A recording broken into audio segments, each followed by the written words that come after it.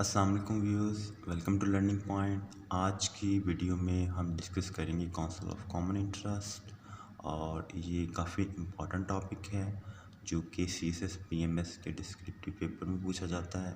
इसके साथ साथ जो वन पेपर MCQs हैं उससे रिलेटेड भी ये काफ़ी इम्पोर्टेंट है और काफ़ी दफ़ा इससे रिलेटेड MCQs पेपर्स में पूछे गए हैं।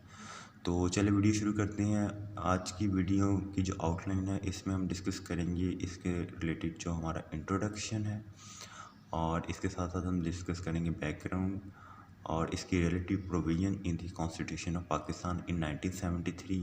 फिर हम देखेंगे कि ये जो काउंसिल ऑफ कॉमन इंटरेस्ट है इसकी कंपोजिशन क्या है, ये कितने मेंबर्स पे मुश्तमिल है। इसके साथ साथ ये भी चीज़ देखेंगे कि इसकी मीटिंग कितनी देर बाद कंडक्ट होती है और मोस्ट इम्पॉर्टेंट जो डिस्क्रिप्टिव में पूछा जाता है और ये जो CSS या PMS एस्पायरेंट को वैसे भी पता होना चाहिए कि इसके जो बेसिक फंक्शंस क्या है। तो चलिए वीडियो शुरू करते हैं जी। सबसे पहले देखते हैं जी council of common interest. Council of common interest है जो ये एक कॉन्स्टिट्यूशनल बॉडी है, यानी कि ये एक ऐसी बॉडी है कि जिसका जिक्र कॉन्स्टिट्यूशन में किया गया है और ये मैंडेटरी बॉडी है। इसके अलावा बाकी जितनी भी बॉडीज़ होती हैं वो स्टैच्यूटरी बॉडीज़ होती हैं। और सेकंड में अगर हम देखें कि इसको अपॉइंट कौन करता है तो अपॉइंटमेंट के लिहाज से अगर देखा जाए तो इसको प्रेसिडेंट ऑफ पाकिस्तान है जो वो अपॉइंट करते हैं। लेकिन 18 अमेंडमेंट के बाद इसमें देखा गया है कि प्रेसिडेंट सोली इसको अपॉइंट नहीं करते बल्कि on the advice of prime minister appoint करते हैं। तो 18 अमेंडमेंट के बाद क्योंकि प्रेसिडेंट की पावर्स कर्टेल हो गई थी तो ये ज़्यादा पावर्स अब प्राइम मिनिस्टर के पास चली गई हैं।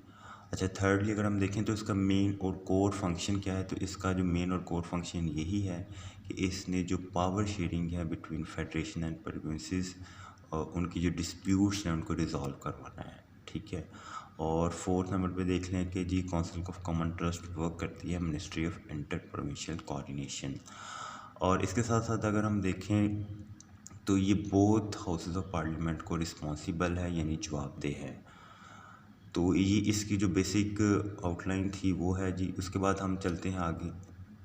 नेक्स्ट हम देखते हैं कि इसका बैकग्राउंड क्या है।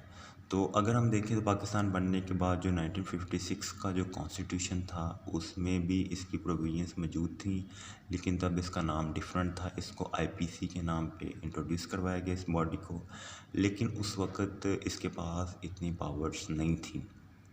और जैसा कि आपको पता है कि 1956 के कॉन्स्टिट्यूशन के बाद 1958 में अयूब खान ने मार्शल लॉ लगा दिया और फिर 1962 में उन्होंने अपना एक कॉन्स्टिट्यूशन दिया, तो जिससे ये जो IPC थी इसको अबॉलिश कर दिया गया। तो यानी कि ये जो पाकिस्तान की एग्जिस्टेंस में थी लेकिन उसके बाद उसको अबॉलिश कर दिया गया।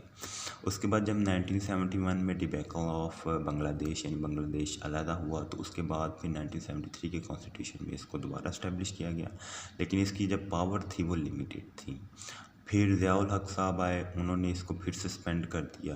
अब 18 अमेंडमेंट के बाद 2010 के बाद इसकी जो पावर्स हैं वो रिवाइव हुई हैं और ये एक वाइब्रेंट और एक्टिव रोल प्ले अदा कर सकती है अगर इसको हम यूटिलाइज़ करें एफिशिएंटली।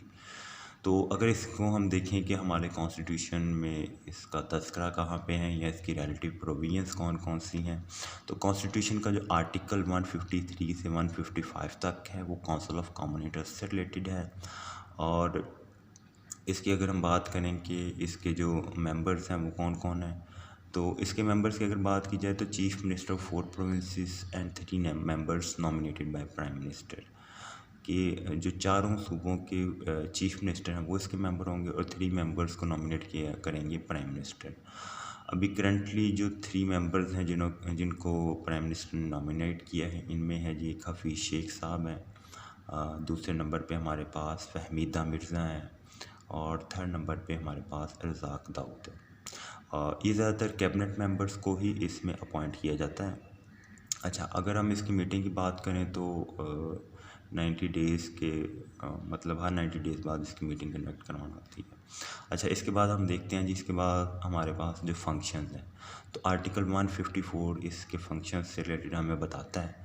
तो जैसा कि मैंने आपको पहले बता दिया था कि ये जो काउंसिल ऑफ कॉमन इंटरेस्ट है, इसका जो कोर फंक्शन है वो यही है कि ये जो इशू को रिज़ॉल्व करवाए बिटवीन सेंटर एंड प्रोविंसेस।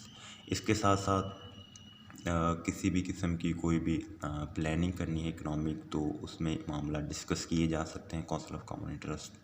अच्छा, एक बहुत ही इम्पॉर्टेंट इशू ये भी है कि ये जो प्रोविंसेस के दरमियान और सेंटर के दरमियान जो भी वाटर और इलेक्ट्रिसिटी के इश्यूज होते हैं, उनको भी डिस्प्यूट को रिज़ॉल्व करवाने में अपना किरदार अदा करता है। तो जी ये एंड ऑफ डिस्प्यूट करता है among provinces water and electricity से रिलेटेड। इसके बाद कोई भी स्पेशल टास्क कर सकते हैं। इसके बाद एक इम्पॉर्टेंट चीज़ है कि कुछ इम्पॉर्टेंट डिपार्टमेंट्स हैं, जिस तरह railway, mineral, oil development, industries, तो ये इनकी भी सुपरविजन करता है। तो जितने भी हमारे पास फेडरल स्टेट्स हैं या फेडरल कंट्रीज़ हैं, ऐसे कंट्री जिनमें फेडरेशन को अडॉप्ट किया गया है, तो उनमें ये जो काउंसिल ऑफ कॉमन ट्रस्ट वाज़े तौर पर ये इंस्टीट्यूट मौजूद है। तो ये जी आज की वीडियो, उम्मीद है आपको वीडियो पसंद आई होगी। अगर आपका कोई भी क्वेश्चन है तो आप कमेंट बॉक्स में पूछ सकते हैं जी। अल्लाह हाफिज़।